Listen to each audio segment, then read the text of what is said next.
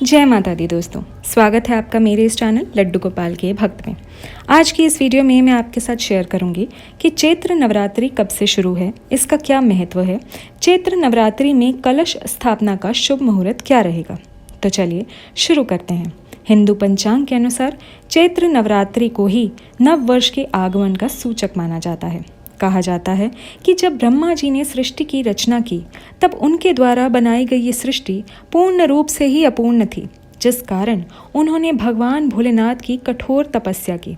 तब भगवान भोलेनाथ ने अपने अर्धनारीश्वर स्वरूप में दर्शन दिए और सृष्टि को पूर्ण करने के लिए स्वयं से शक्ति को अलग किया।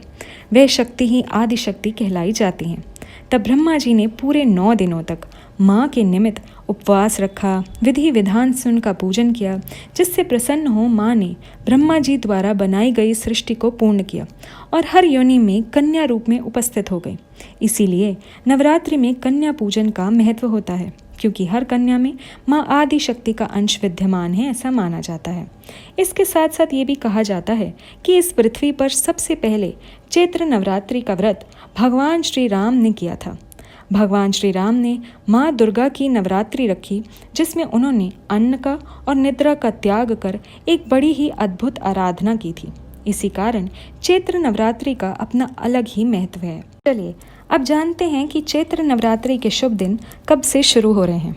तो 2 अप्रैल 2022 दिन शनिवार से माँ दुर्गा की नवरात्रि का आरंभ हो रहा है, जिसमें उनके अलग अलग रूपों की यानी कि 9 रूपों की पूजा की जाती है, जो कि कुछ इस प्रकार से हैं।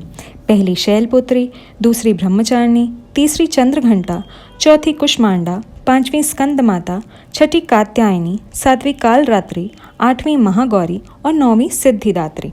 इस क्रम से माँ की पूजा की जाती है। माँ दुर्गा की अष्टमी 9 अप्रैल 2022 दिन शनिवार को है। ये दिन माता महागौरी को समर्पित है और इस दिन कन्या भोज किया जाता है। इसके साथ ही 10 अप्रैल 2022 दिन रविवार को माता की नवमी माँ सिद्धिदात्री को समर्पित है। इस दिन भी कन्या पूजन का रिवाज है। इसके साथ ही प्रभु श्री राम की रामनवमी भी इसी दिन पर आती है, जिसे बड़े ही हर्षोल्लास के साथ मनाया जाता है।